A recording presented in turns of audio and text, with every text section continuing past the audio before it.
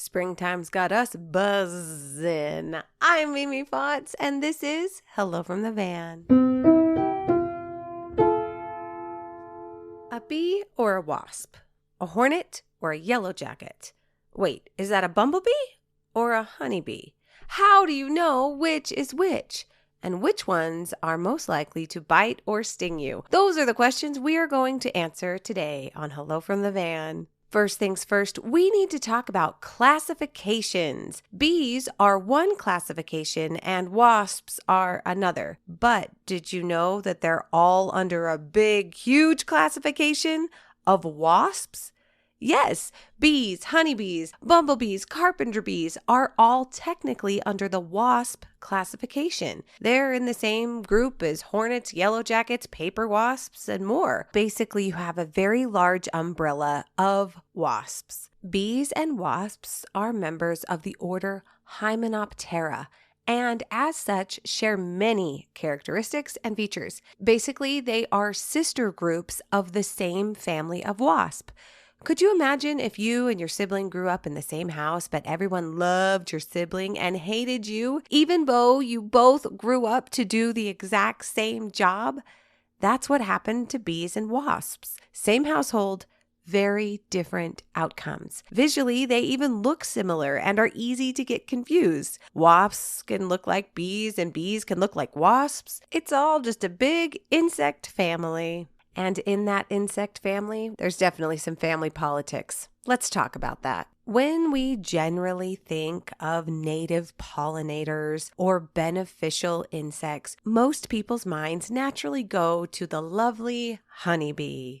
Would you be shocked to learn that honeybees are not native to the United States? They were brought over by pilgrims, the same folks that brought us dandelions. They were imported. Both bees and wasps are pollinators. But how many times have we heard, save the bees? It's never save the wasp or save the hornet. Why is that? I have some theories. Now, this is based on my own experience, so take from that what you will. I will back it up with some data, but you draw your own conclusion. In my research, I learned that there is an order to the aggression of bees and wasps. The most aggressive is the yellowjacket. The yellowjacket will defend their nests and their airspace. They get more plentiful as the summer goes on. So by the time you hit the end of the summer, yellowjackets are everywhere and they're very aggressive. These are the bright yellow insects that seek out your soda can in the summer. In addition to their aggression, yellowjackets can sting multiple times without any harm to themselves. It makes sense that pest control companies make millions of dollars every year keeping yellowjackets at bay from homeowners. There's a tragic misconception about wasps due to the yellowjacket. The yellowjackets are clumped in with paperwasps and docile hornets. Humans see a yellow striped bug and we panic. The general population despises all wasps due to the yellowjacket. If we think about it like flavors of ice cream, it would be like saying, listen, I tried a super spicy pepper flavored ice cream one time, so I don't like any ice cream at all.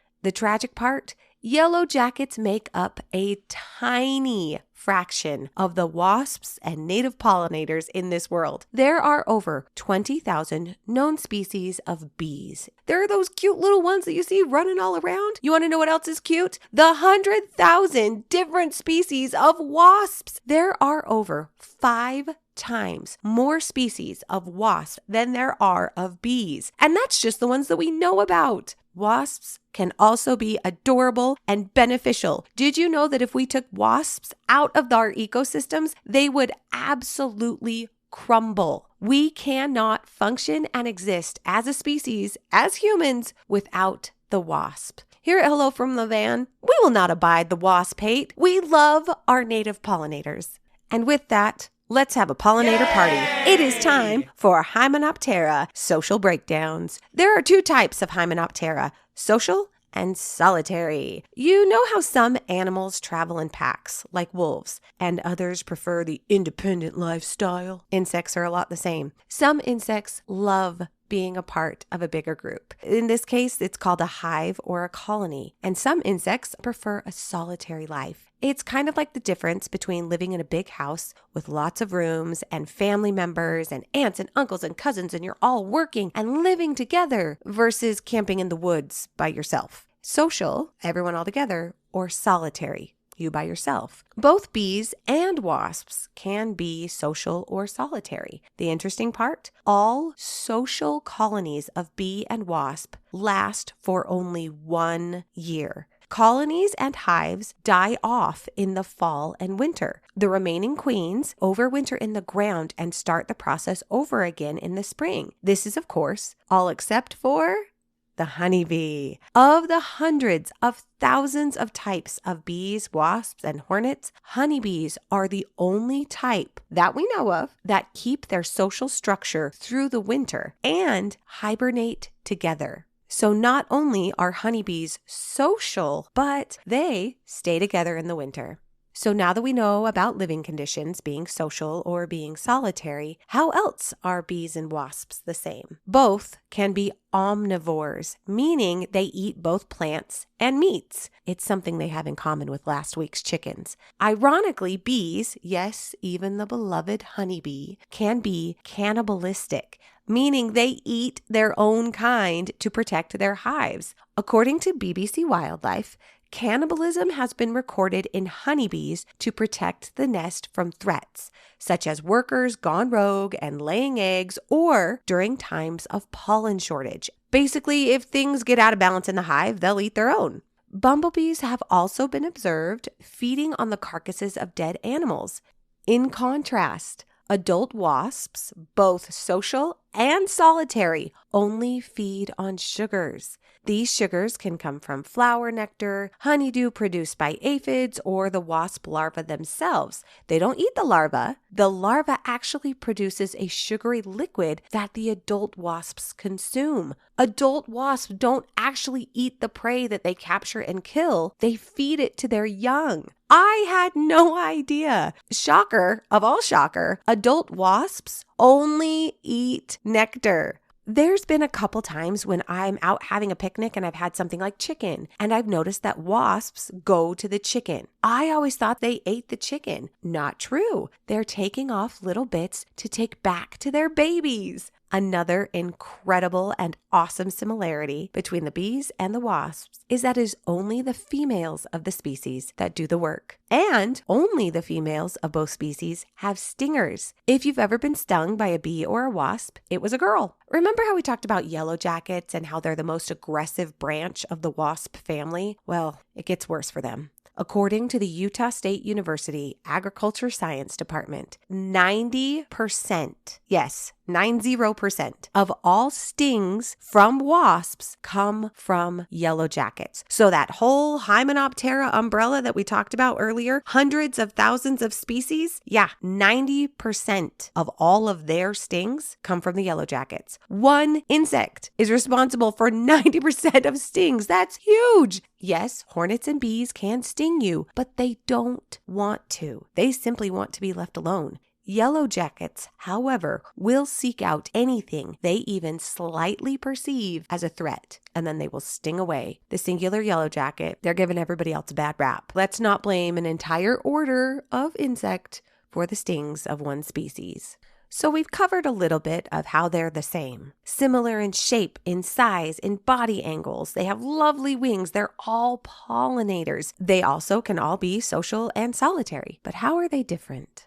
Well, when it comes to their bodies, wasps tend to have a longer, thinner body with a narrow section called a petiole that separates their head and their abdomen. Bees' bodies are stockier. They're a bit hardier, girthier, rounder than hornets or wasps. Basically, their bodies are different. One's rounder, one's thinner. Now let's talk about their legs. Because they're insects, all species of bees and wasps have 6 legs. Graham Hunt, a horticulturist at the National Aquarium, points out bees' legs are flat, while wasps' legs are round. Another difference, as bees evolved from hunters into pollen gatherers, some females developed pollen transport structures on their legs. Hornets don't have pollen baskets on their legs. It's strictly a bee characteristic. And now let's talk about stinger shape. As we talked about before, only the females have stingers. In wasps, the edges of these stingers are smooth. This is what allows them to sting over and over and over again. It's a clean cut in and out. Bees, however, have barbed stingers that remain embedded in the skin of the stingee. Basically, when they sting you, you will be able to see their stingers stuck in you. This is unique to the bee. Bees usually die after they lose their stinger because it takes a bit of them with it. They're less aggressive than wasps, and they only sting to protect themselves because of this. And to round out today's episode, we are going to talk about some safety tips for wasps and bees, things that will keep you safe, but also keep them safe. Remember, yellowjackets are the aggressors. They also grow more aggressive as their nests get larger. This is why you tend to have issues in late August as the summer days drag on. Their nests and territory is naturally expanding. So if you're going to spray for yellowjackets, do it early in the morning or late in the evening. Yellowjackets are most active and most aggressive during the day. The hotter the day, the more active they are. All yellowjackets,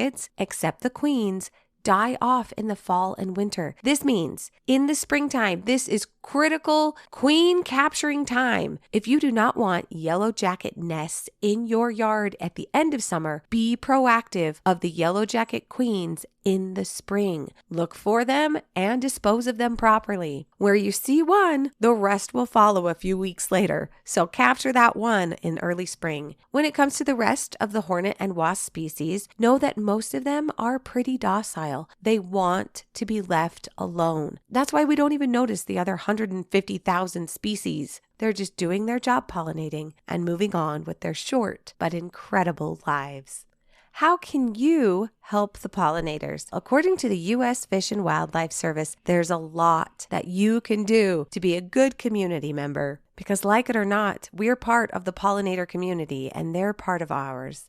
Plant a pollinator garden. It doesn't have to be big. It can be even as small as one plant in one flower pot. Nearly every patch of green space can help sustain pollinators with nectar. If you live in an apartment or somewhere that you don't have green space of your own, check with your local city government. There are a lot of programs available for kids and families to learn about and interact in pollinator-friendly environments. The next thing you can do, be on the lookout for pollinator nesting sites, not just the yellowjackets so you can avoid them, but everybody else. Also know that many native bees are ground nesters. They need well-drained, bare soil to create their homes in holes called burrows. You can help by leaving a small patch of well-drained, bare ground at the edge of your lawn for ground nesting bees. Also, fun fact, bees love to face south so that they get the most sun possible during the day. So if you have the south side of your yard, make sure that there's a place for some bees to go. And finally, probably the most important step, avoid or limit your pesticide use. Well, pesticide is great for battling weeds and garden pests. Try other actions first. A pesticide that is meant for one bug won't just stay with that bug. It has unintended consequences for the entire ecosystem. Do what you can before you reach for that pesticide. In short, let's do everything we can to be